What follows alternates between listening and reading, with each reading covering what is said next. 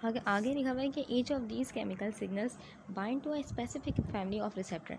यानी कि हमारे पास अगर फॉर एग्जांपल एक केमिकल न्यूरोट्रांसमीटर रिलीज़ हुआ है तो वो फॉर एग्जांपल ये डोपामाइन था, ठीक है, तो बेसिकली सेरोटोनिन के रिसेप्टर पे नहीं लगेगा, इसका अपना एक रिसेप्टर होगा, ठीक है। तो हर न्यूरोट्रांसमीटर का एक रिसेप्टर है, अंदाजुन हर जगह पे नहीं लगता है, ठीक है। एक और चीज़ याद रखिएगा, हमारे पास ज़रूरी नहीं है कि एक केमिकल का सिर्फ एक ही रिसेप्टर, बल्कि फैमिली है उनकी पूरी, यानी कि उनकी बहुत सारी जगह हैं जहाँ वो जा सकते हैं, फैमिली के मेम्बर्स हैं, ठीक है। तो इसीलिए हमारे पास जो एक केमिकल है वो अलग अलग जगहों पर अलग अलग काम कर सकता है और करता है। अगली बात लिखी हुई है acetyl choline and norepinephrine are the primary chemical signals in the autonomic nervous system whereas a wide variety of neurotransmitter function in the CNS। ठीक है, तो क्या मतलब है, देखें हम बात करें ऑटोनॉमिक नर्वस सिस्टम की, तो उसमें जो मेजर है ना, दो रोल प्ले करें, एक एसिटाइल कोलिन है, एक नॉरएपिनेफ्रिन है। एसिटाइल कोलिन कौन से सिस्टम का है? पैरासिम्पैथेटिक सिस्टम का हिस्सा है, ठीक है, जबकि नॉरएपिनेफ्रिन कौन से सिस्टम का हिस्सा है? हमारे पास सिम्पैथेटिक सिस्टम का हिस्सा है, ठीक है। तो मेजर दो हैं, लेकिन ऐसा नहीं है कि बाकी बाकी भी न्यूरोट्रांसमीटर उनका भी अपना रोल है, लेकिन मेजर ये दो हैं, ठीक है। एक और चीज़ याद रखें कि भले ही हमारे पास हम बात करें कि मेजर दो हैं, एसिटाइलकोलिन है और नॉरएपिनेफ्रिन है हमारे पास ऑटोनॉमिक नर्वस सिस्टम में, लेकिन इनके जो रिसेप्टर्स हैं वो बहुत सारे हैं बॉडी में, ठीक है, अलग अलग तरह के रिसेप्टर्स हैं, और ये अलग अलग जगह पर जब काम करते हैं तो इनका काम करने का तरीका भी बदल जाता है। Not only are these neurotransmitters released on nerve stimulation, but also co-transmitters such as adenosine often accompany them and modulate the transmission process. अब यहाँ को ट्रांसमीटर जो कॉन्सेप्ट है उसके बारे में बताया जा रहा है। पुरानी साइंस ये समझती थी कि हमारे पास एक नर्व सेल से एक ही केमिकल रिलीज़ होगा, ठीक है, जिसको हम कहते हैं Dale's law, DALES, Dale's law. लेकिन ऐसा नहीं है, पता चला हमारे पास एक नर्व सेल से हमारे पास एक से ज़्यादा केमिकल रिलीज़ हो सकते हैं, और इसी को हम कहते हैं कॉन्सेप्ट को को ट्रांसमीटर, ठीक है। हमारे पास कुछ दवाइयाँ होती हैं जो कि क्या होती हैं, जो कि ब्लॉक तो कर रही होती है, लेकिन फिर भी मरीज़ को आराम नहीं मिल रहा। क्यों आराम नहीं मिल रहा? क्योंकि नर्व सेल से तो मेन चीज़ को आपने ब्लॉक कर दिया, मेन केमिकल को, लेकिन बाकी जो को ट्रांसमीटर है उसको ब्लॉक नहीं कर पाया, ब्लॉक किया ही नहीं आपने, तो वो को ट्रांसमीटर निकल के अपना काम कर रहा है, तो इसलिए मरीज़ को वो फीलिंग आ रही है जो उसको फीलिंग नहीं आनी चाहिए थी, ठीक है। तो बेसिकली अब ऐसी दवाइयाँ बनाई जा रही हैं जो कि को ट्रांसमीटर और मेन केमिकल दोनों को ब्लॉक कर सकती हैं। जैसे कि फॉर एग्जांपल ये पैरासिम्पैथेटिक सिस्टम की नर्व है, ठीक है, और इसकी नर्व एंडिंग से क्या रिलीज़ हो रहा है? एसिटाइलकोलिन रिलीज़ हो रहा है, साथ में हमारे पास क्या रिलीज़ हो रहा है? नाइट्रिक ऑक्साइड भी रिलीज़ हो रहा है, ठीक है। तो एसिटाइलकोलिन क्या है? मेन केमिकल, मेन न्यूरोट्रांसमीटर है, जबकि हमारे पास जो बेसिकली हेल्प कर रहा है वो नाइट्रिक ऑक्साइड है, ठीक है। तो ये को ट्रांसमीटर कहलाएगा, ठीक है। तो हमें अगर सिग्नल को रोकना है, मैं दोनों को ब्लॉक करना होगा, ठीक है।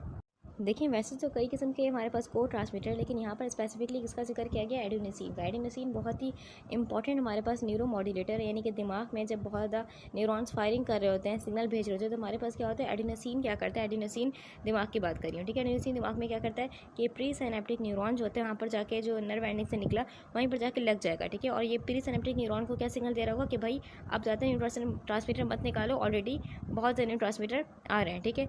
तो उसको थोड़ा हल्का कर देगा और पोस्ट सिनेप्टिक न्यूरॉन को भी साइलेंट कर देगा, थोड़ा सा काल्म कर देगा, एंड जो खून की नालियाँ होंगी उनको भी थोड़ा डायलेट कर देगा, ताकि दिमाग तक जो ऑक्सीजन की फराहमी है वो ज़्यादा हो जाए। आप दिन भर जैसे आप दिमाग इस्तेमाल करते हो तो हमारा दिमाग जो होता है वो ATP खर्च करता है, और बदले में क्या बनता है? एडिनोसिन बनता है। और जब इस एडिनोसिन का लेवल हाई होगा तो दिमाग का जो अरोजल सेंटर है, जो कि होशियारी का सेंटर है, वो क्या हो जाएगा? थोड़ा शट डाउन होने लग जाएगा, जिसको हम बोलते हैं स्लीप प्रेशर, यानी कि नींद आने लग गई है। जब रात को सोते हैं हम तो तुम्हारा दिमाग क्या करता है? जमाशुदा एडिनोसिन, जो दिन भर जमा हुई थी एडिनोसिन, उसको साफ़ करेगा, ठीक है। इसलिए जो सुबह उठते हैं आप तो फ्रेश महसूस करते हैं। अब इसके बाद हम डिस्कस करते हैं डायग्राम। डायग्राम में क्या लिखा हुआ है? देखिए फिगर 3.8 है, हमारे पास लिखा हुआ क्या है कि summary of the neuro transmitter released and the type of receptor found with in the autonomic and somatic nervous systems. ये लाइन की बता रही है, हमें रोड मैप बता रही है, यानी कि हमारा जिस्म क्या कर रहा है? दो तरह से मेनली सिग्नल निकाल रहा है बॉडी में, ठीक है। एक है सोमैटिक और एक है हमारे पास ऑटोनॉमिक। सोमैटिक मतलब यानी कि वो निज़ाम बॉडी का, सोमैटिक नर्वस सिस्टम वो नर्व्स का निज़ाम जो कि हमारे अख्तियार में, जैसे कि हमारा हाथ हिलाना, ठीक है, ठीक है, और हमारा बोलना और हमारा देखना, ठीक है, ये सब कुछ हमारे अख्तियार में। तो ये जो नर्व्स हैं सोमैटिक नर्वस सिस्टम के अंडर आती हैं, जबकि ऑटोनॉमिक नर्वस सिस्टम में कौन सी नर्व आएंगी? वो नर्व जो कि हमारे अख्तियार में नहीं है, यानी कि इनवॉलेंट्री हैं।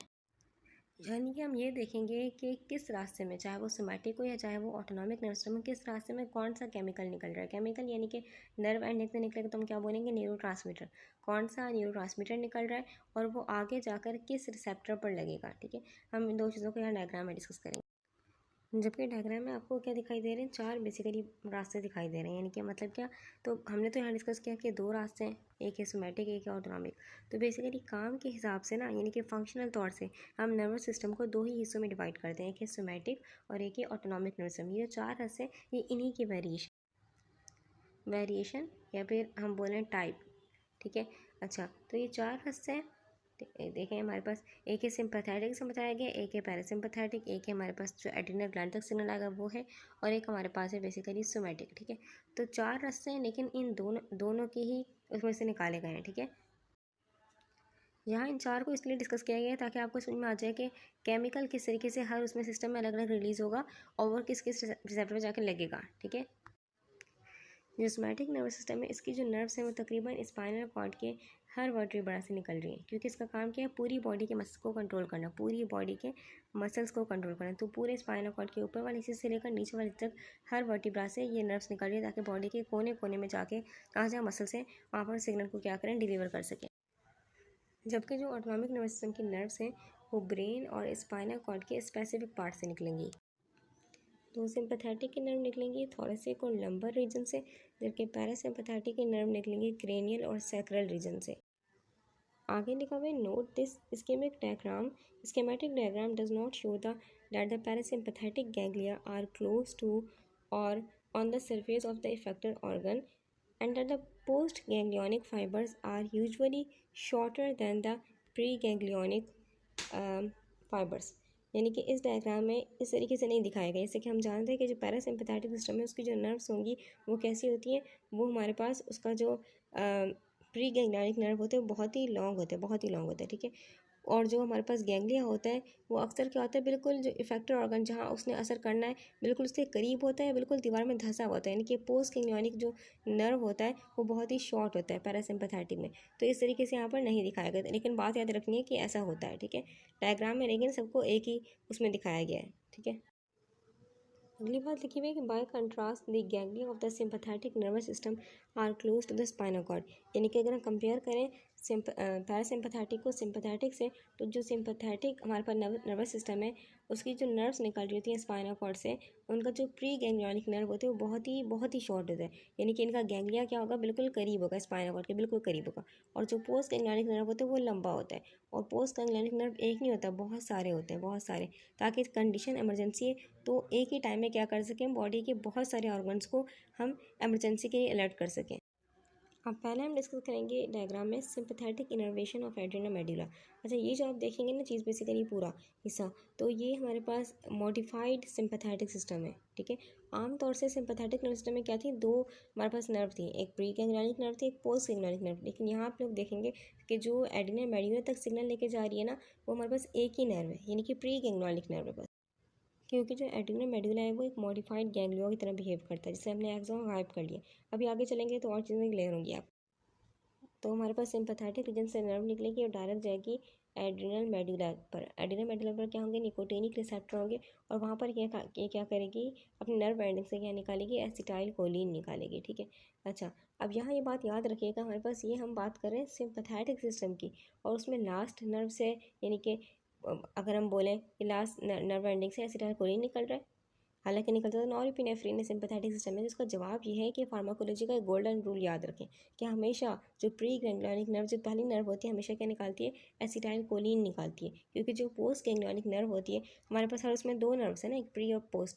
तो जो पोस्ट गैंग्लियनिक नर्व होती है वो क्या करती है हमारे पास, वो क्योंकि उसके ऊपर जो लगे हुए रिसेप्टर वो निकोटिनिक रिसेप्टर होते हैं, और निकोटिनिक रिसेप्टर सिर्फ एसिटाइल कोलिन को पहचानते हैं। तो इसलिए पहली नर्व क्या निकालती है, हमेशा एसिटाइल कोलिन निकालती है। लेकिन जैसे कि हमने बात की कि इसके ऊपर रिसेप्टर ये एक ही नर्व थी, ये प्री गैंग्लियनिक नर्व थी। यहाँ एड्रिना मेडुला तक पोस्ट गैंग्लियनिक नर्व नहीं आ रही, 2 नर्व नहीं आ रही है, एक ही नर्व आ रही है, ठीक है। तो इसके अंदर पहली नर्व थी ना, ये पहली नर्व के अंदर क्या होता है, एसिटाइल कोलिन, और ये क्या निकालेगी, एसिटाइल कोलिन निकालेगी, और कहाँ लगेगा, निकोटिनिक रिसेप्टर पे लगेगा। जैसे ही हमारे पास ग्लैंड को नॉक किया, यानी कि यहाँ पर आके लगा हमारे पास एसिटाइल कोलिन, तो इसके रिस्पांस में क्या होगा, इसके रिस्पांस में हमारे पास ये क्या रिलीज़ करेगी, इपिनेफ्रिन और नॉरएपिनेफ्रिन रिलीज़ करेगी खून में, ठीक है। इपिनेफ्रिन 80%, नॉरएपिनेफ्रिन 20% रिलीज़ करेगी। आपको ये जानकर हैरत होगी कि हमारे पास एक और नर्व भी है सिंपैथेटिक सिस्टम के अंडर ही आती है, यानी कि सिंपैथेटिक सिस्टम की नर्व है, लेकिन जब वो स्वीट ग्लैंड तक जा रही है तो वो एसिटाइल कोलिन ही निकालती है, वो नॉरएपिनेफ्रिन नहीं निकालती, ठीक है। तो ये एक एक्सेप्शन है, इसको भी जहन में रख लें। तो अब हम डिस्कस करेंगे कि निकोटीनिक रिसेप्टर हम क्यों कह रहे हैं, यानी कि निकोटीनिक लफ्ज़ क्यों कह रहे हैं। तो इसका रीज़न ये है कि 19वीं सेंचुरी में जब साइंटिस्ट रिसर्च करते हैं, उन्होंने क्या देखा कि हमारे पास जो मुख्तलिफ न्यूरो ट्रांसमीटर्स हैं वो एक जगह दूसरा काम करें तो दूसरी जगह दूसरा काम करें, यानी कि कोई स्पेसिफिक काम नहीं करे बॉडी में। जैसे कि एसिटाइलकोलिन की बात करें तो मसल भी कॉन्ट्रैक्ट कर रहा है और भी डिफरेंट काम कर रहा है, ठीक है। तो फिर उन्होंने क्या किया, उन्होंने दो केमिकल लिए इस मसले को सॉल्व करने के लिए। एक था निकोटीन जो कि किससे निकला था, तंबाकू से निकाला था उन्होंने, और एक था मस्करीन जो कि एक जहरीले मशरूम से निकाला था, MUSCARINE, ठीक है। जब उन्होंने निकोटीन को बॉडी में इंट्रोड्यूस किया तो क्या देखा कि निकोटीन जो है वो सिर्फ गैंग्लिया पे काम कर रहा है और जो स्केलेटल मसल्स हैं वहाँ पर एक्शन कर रहा है। इसका यानी कि निकोटीन का कोई दिल वगैरह पे या ग्लैंड वगैरह पे कोई असर नहीं था, ठीक है। तो साइंटिस्ट ने क्या किया, इन रिसेप्टर को नाम दे दिया निकोटीनिक रिसेप्टर दे दिया, क्योंकि निकोटीन से ये दरियाफ्त हुए थे पहली बार। आपको इस जहन में सोचें कि बेसिकली गैंग्लिया पे काम करे, इसका मतलब क्या, पहली नर्व हमेशा क्या निकाल रही है, एसिटाइल कोलिन निकाल रही है, ठीक है। और हमारे पास और कहाँ काम कर रहा है, स्केलेटल मसल। तो स्केलेटल मसल किसकी बात हो रही है, सोमैटिक नर्व सिस्टम की, और उसकी पोस्ट गैंग्लियनिक नर्व से क्या रिलीज होता है, एसिटाइलकोलिन रिलीज होता है। लेकिन ये बात भी ध्यान में रखिएगा कि सोमैटिक नर्वस सिस्टम में हमारे पास एक ही नर्व होती है, उसमें कोई गैंग्लिया नहीं होता, ठीक है। तो उसमें पोस्ट गैंग्लियनिक नर्व नहीं होगी। हम ऐसा बोलें तो ज़्यादा सही होगा कि एक ही नर्व है जो कि क्या निकाल रही है, एसिटाइलकोलिन निकाल रही है, ठीक है। लेकिन बाकी जो ऑटोनॉमिक नर्वस सिस्टम है उनका जो गैंग्लिया है स्टेशन, उनकी जो पहली नर्व है वो क्या निकालती है, एसिटाइलकोलिन निकालती है, ठीक है। अब यहाँ ये बात क्लियर हुई हमारी कि एसिटाइलकोलिन जो है इसकी शक्ल, यानी कि निकोटीन की शक्ल एसिटाइलकोलिन से मिलती है, ठीक है। अगर हम ऐसे बोलें कि एसिटाइलकोलिन एक असली चाबी है जो कि खोल रही है रिसेप्टर को, तो निकोटीन एक नकली चाबी है। तो वो लोग जो स्मोकिंग करते हैं, ठीक है, स्मोकर्स होते हैं, तो वो क्या कर रहे होते हैं, बॉडी में निकोटीन को ले रहे होते हैं ना। तो अगर निकोटीन यानी कि ज़्यादा हो जाए इनके बॉडी में, ठीक है, ज़्यादा स्मोकिंग करें, तो वो निकोटीन क्या करेगा, एसिटाइलकोलिन को हटा के, ठीक है, खुद लग जाएगा रिसेप्टर पर, ठीक है। अब ये जो निकोटीन है इसके रिसेप्टर सिर्फ बॉडी में एक जगह नहीं, यहाँ पर नहीं होंगे, ठीक है, दो जगह होते हैं इसके। एक होते हैं ब्रेन में, क्योंकि हम कहते हैं नशा दिमाग में होता है। तो हमारा जब हमने निकोटीन इंजेक्ट किया बॉडी में, यानी कि सिगरेट वगैरह पी, ठीक है, तो निकोटीन बॉडी में गया, तो निकोटीन दिमाग के मखसूस हिस्से में जाएगा, वहाँ पर क्या होगा हमारे पास, उसके रिजल्ट में क्या होगा, डोपामीन रिलीज़ होगा, जिससे आपको क्या महसूस होगी, खुशी महसूस होगी, रिलैक्सेशन महसूस होगी। जबकि जो डोपामीन हमारे पास लग रहा है स्केलेटल मसल के रिसेप्टर पर, उस पर लगने से अगर यहाँ पर एसिटाइलकोलिन नहीं लगा, बल्कि क्या लग गया, फॉर एग्जांपल मेरे पास ये रिसेप्टर था, हमारे पास, इसमें लगना चाहिए था एसिटाइलकोलिन, ठीक है, लेकिन लग क्या गया, इसके ऊपर निकोटीन लग गया, ठीक है। तो हमारे पास एज अ रिजल्ट क्या होगा, जो मसल तक सिग्नल जा रहा होगा, जो स्केलेटल मसल तक सिग्नल जा रहा होगा, वो उसमें ऐसा लग रहा होगा कि कप कपा रही है मसल्स। अब एक और बात जो ध्यान में आ सकती है कि निकोटीन की जो शक्ल है वो एसिटाइलकोलिन से मिलती है, ठीक है। तो अगर हमारे पास जो स्केलेटल मसल है, वहाँ पर जो रिसेप्टर है वहाँ पर लगना था, असल में एसिटाइलकोलिन ने अगर आके लग भी गया निकोटीन, तो मसला क्या हो रहा है, मसला ये हो रहा है हमारे पास कि देखिए हमारे पास जब एसिटाइलकोलिन निकलता है, फॉर एग्जांपल नर्व एंडिंग से निकला और ये स्केलेटल मसल थी, ठीक है, तो फ़ौरन जैसे ही लगेगा हमारे पास, फ़ौरन से हमारे पास एक एंजाइम होता है एसिटाइलकोलिन स्टीरेज, ठीक है।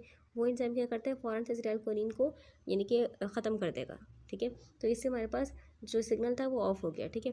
यानी कि आपने थोड़ी देर के लिए मसल कॉन्ट्रैक्ट करना था कर लिया, जो काम करना था कर लिया, ठीक है, और हमारे पास रिसेप्टर खाली है, जगह खाली है, ठीक है। लेकिन निकोटीन के अमल में क्या होता है कि निकोटीन जब एक बार आके यहाँ लग गया तो वो इस रिसेप्टर पे लगा रहेगा, इसको ये एंजाइम एसिटाइलकोलिन स्टेरेज ख़त्म नहीं कर पाएगा, ठीक है। तो वो इस रिसेप्टर को घेरे हुए, ब्लॉक किए हुए, ठीक है। जब निकोटीन मुसलसल लगा रहेगा तो मुसलसल सिग्नल कौन सा जा रहा है, स्केलेटल मसल के अंदर मुसलसल सिग्नल जा रहा है कि क्या करो, कॉन्ट्रैक्ट किए रखो, ठीक है। तो जब मुसलसल सिग्नल जाएगा तो हमारे पास जो मसल्स होती हैं वो कप कपा रही होती है, यानी कि समझ में नहीं आता कि कॉन्ट्रैक्ट करना रिलैक्स, क्योंकि हमेशा एक ही सिग्नल दबा हुआ है कि कॉन्ट्रैक्ट किए रखो, ठीक है। तो हमारे पास ये कंडीशन ख़तरनाक होती है, ठीक है। अगर ये कंडीशन होती रहे, यानी कि निकोटीन बहुत हाई हो जाए बॉडी में, तो मसल पैरालाइज भी हो सकती हैं। अब चलते हैं दोबारा अपनी असल बात की तरफ, जो बात हम कर रहे थे, ठीक है। तो हमारे पास जो एड्रिनल मेडुला था वो क्या रिलीज़ करता है, एपिनेफ्रिन, नॉरएपिनेफ्रिन, ठीक है। एपिनेफ्रिन था 80% और नॉरएपिनेफ्रिन था हमारे पास 20%, ऐसे ही था ना, ठीक है। तो ये जो दो चीज़ें थी ये हमारे पास एड्रिनल मेडुला के ज़रिए पूरे खून में गई, ठीक है। और खून में जाके कहाँ कहाँ लगेंगी, हम उन जगहों को कहेंगे, उन रिसेप्टर को कहेंगे एड्रीनर्जिक रिसेप्टर। एड्रीनर्जिक रिसेप्टर क्या होते हैं, तो आप क्या बोलेंगे, बेसिकली वो रिसेप्टर जो कि अल्फ़ा और बीटा वाले रिसेप्टर्स हो, उनको हम कहते हैं एड्रीनर्जिक रिसेप्टर। और अल्फा बीटा रिसेप्टर कौन लगता है, हमारे पास लगते हैं एपिनेफ्रिन और नॉरएपिनेफ्रिन लगते हैं रिसेप्टर पर, ठीक है। आगे चलते हैं, आगे हमारा सेकंड चीज़ डिस्कस करेंगे हम। अगले हमारे पास जो सिस्टम डिस्कस करने वाले हैं सिंपैथेटिक सिस्टम के जो नर्व होती हैं, ठीक है, वो किस तरीके से काम करते हैं। बात की हमने कि उनका जो बेसिकली प्री गैंग्लियनिक नर्व होगा वो बहुत ही शॉर्ट होगा, ठीक है।